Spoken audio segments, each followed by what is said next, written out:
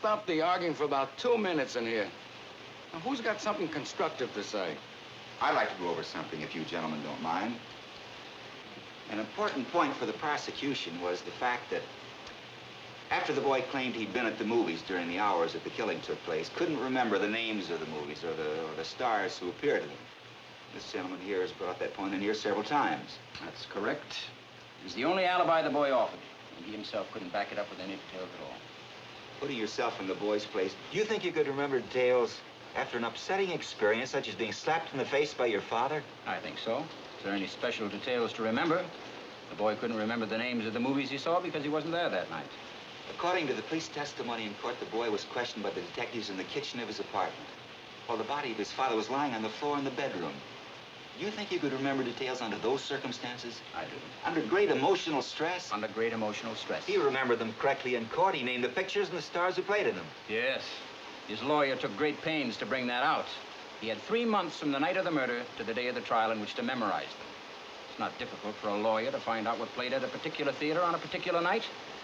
I'll take the testimony of the policeman who interrogated the boy right after the murder, when he couldn't remember a thing about the movies, great emotional stress or not. I'd like to ask you a personal question. Go ahead. Where were you last night? I was home. How about the night before that? Come on, what is this? No, that's all right. I left the office at 8:30 and went straight home and to bed. And the night before that? That was Tuesday night, the night of the bridge tournament. I played bridge. Monday night?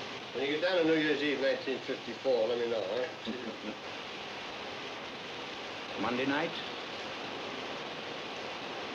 night, my wife and I went to the movies. What did you see? The Scarlet Circle. It is a very clever whodunit. What was the second feature?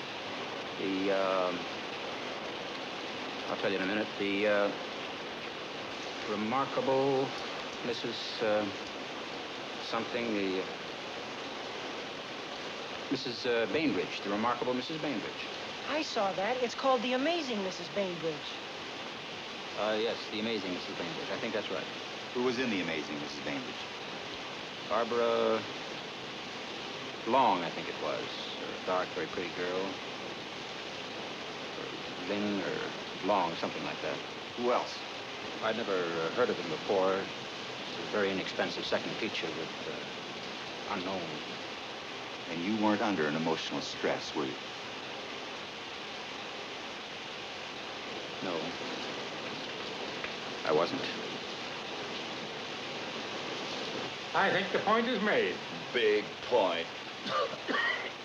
You can talk till your tongue is dragging on the floor. The boy is guilty.